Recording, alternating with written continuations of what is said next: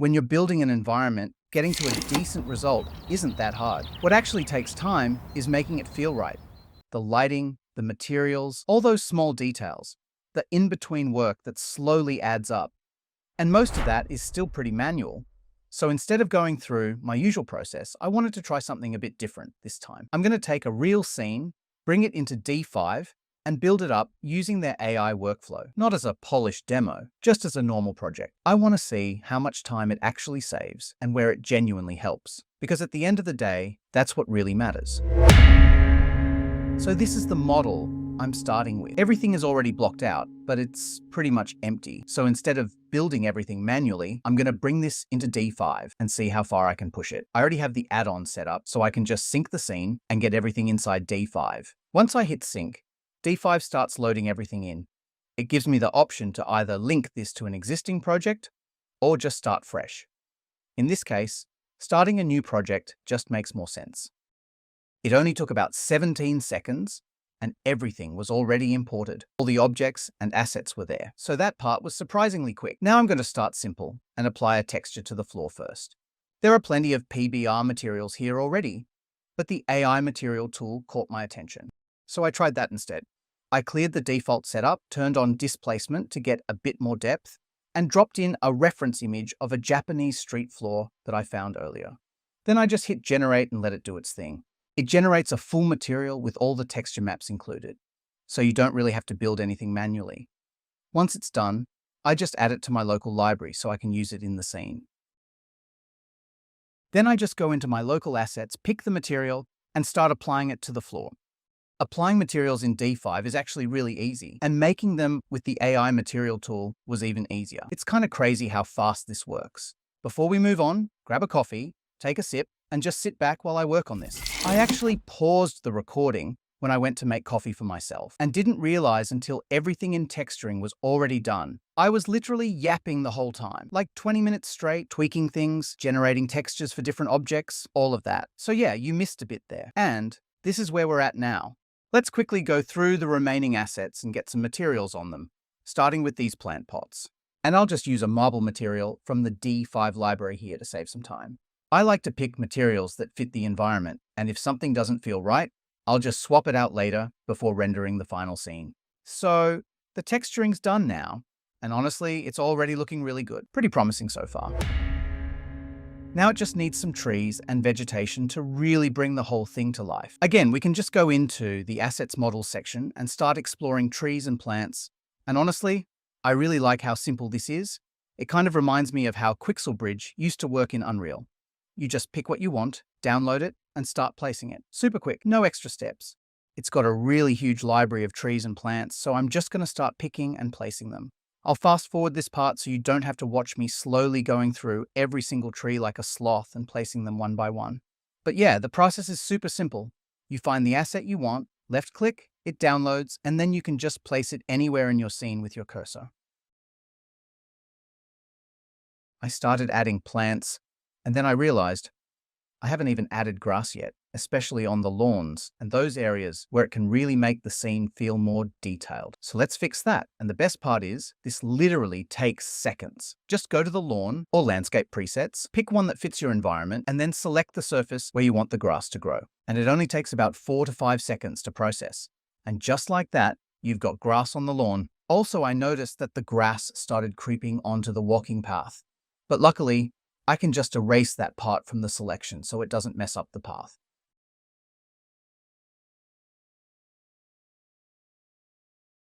I'm running into a few navigation issues here, so I'm just going to switch to Unreal style controls. It's a lot more comfortable for me. Once I'm done with this, I'll add grass to the rest of the areas.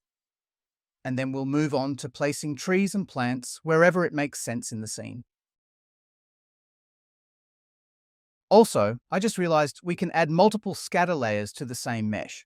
So I'm going to add another one to bring in some random vegetation. That should break up the uniform look and add a bit of imperfection to the grass, which makes it feel way more natural and realistic. Let me tweak these settings a bit and see how it turns out. I think I'll just place the grass manually here. The scatter is messing with the stairs. I've already erased the parts where it was intersecting, so now I'll just place it by hand.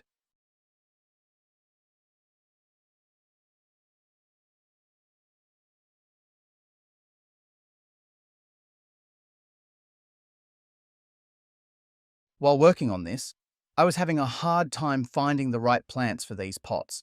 So I'm going to use the AI agent that comes with D5. I'll just ask it to suggest something for the pots, and it'll search through the D5 model library to find a good match.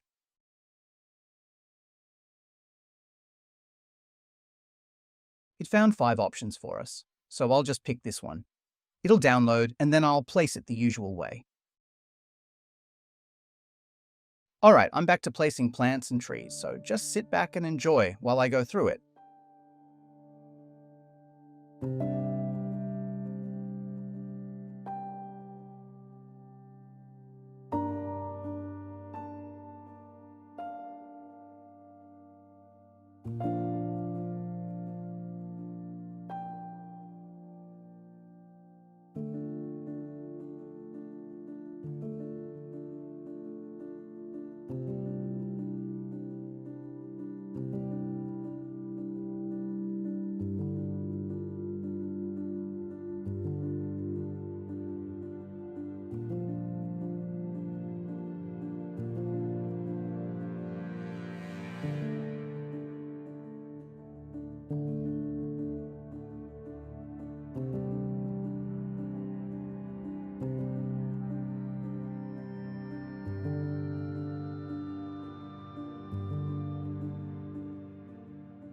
I added grass everywhere, but I'm actually going to use this for dry leaves instead. So I'll remove the grass from the scatter assets, bring in some dry leaves from the asset browser, and use that to cover the scene. I've also selected multiple meshes at once, so it spreads everything instantly and keeps the process really fast.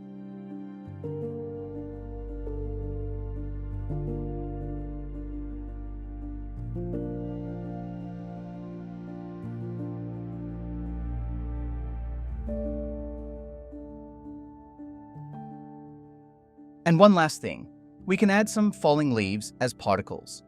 It's right there in the asset browser, under the particle section, and it actually looks really good.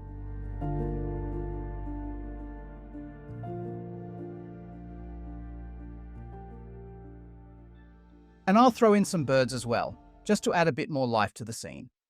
Also, there are these futuristic decorations here. They could be pretty useful for something like a cyberpunk-style environment. It's glowing really nicely, but yeah, let's get back to our environment. All right, now let's add a scene here. I'll start adjusting the placement of a few objects and swap out anything that doesn't quite fit the environment.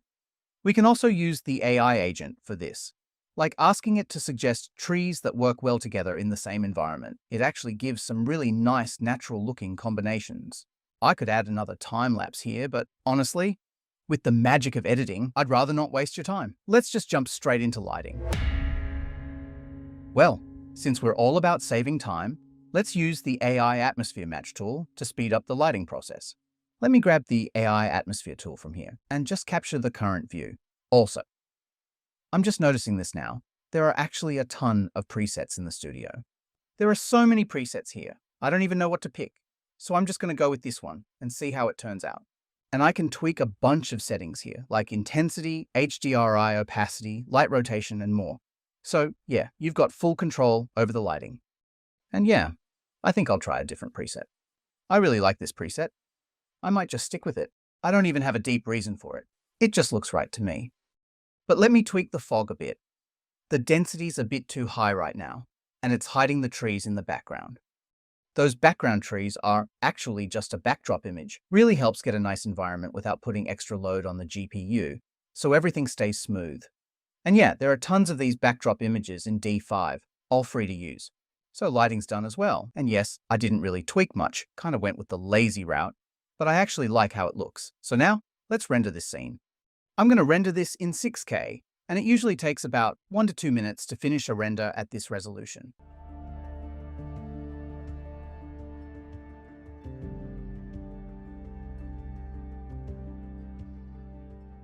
Once the render's done, you'll notice this option called AI Post-Processing. If I open that up, a new window pops up. Let me just maximize it. And here we've got another AI tool that can help enhance the render. And in this window, we've also got selection tools, so you can target specific objects if you want. But for now, I'm just going to leave it as it is and let it enhance the whole image. And I can also tweak things like environment and texture weight here. Since this is my first time trying it, I'm just going to go with some random values. I don't think there's really a perfect setting for this anyway. So yeah, let's see how it turns out.